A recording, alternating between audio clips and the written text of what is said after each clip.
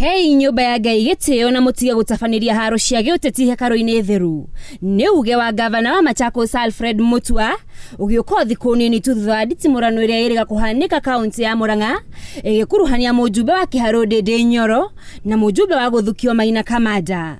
Katika nchi yetu ya Kenya lazima viongozi tupatiane heshima.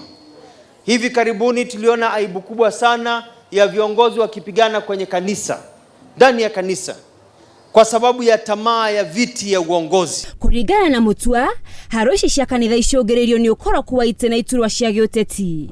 Ni ahinyereire ite cia utongorire hago ni utongoria mukinyaniru uria uremete atongoria aria mararehe haro ici. Ni urete atongoria kuheana iteo ona kungikinya mena maoni matiganite ma giuteti.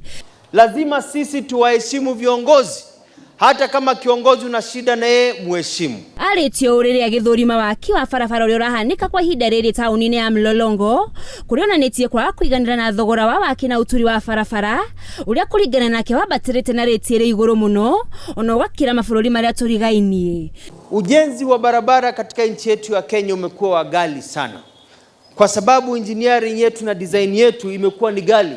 Sisi tunajenga barabara kwa bei ya juu sana, hata kuliko nchi tajiri za Japan na Amerika na England, na pesa zinaenda kwa mifuko ya contractors na watu wa serikali. Nioretie mutongoria wa bũrũri Uhuru guteithĩrĩria hari uthurimi na muno makiria unyihia wa thogora uyu na njira ya kurehe mitaratara mieru nigetha mbeca ici tige kuguna gikundi kinini kia andu.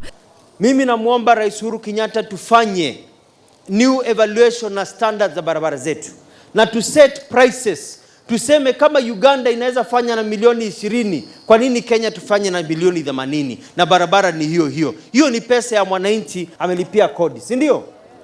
Kwa hivyo nasema serikali yetu lazima tupunguze ndio pesa iwe kwenye mifuko ya wananchi. Geri Fotera Njata TV, Jitagwo Nancy Muthoni.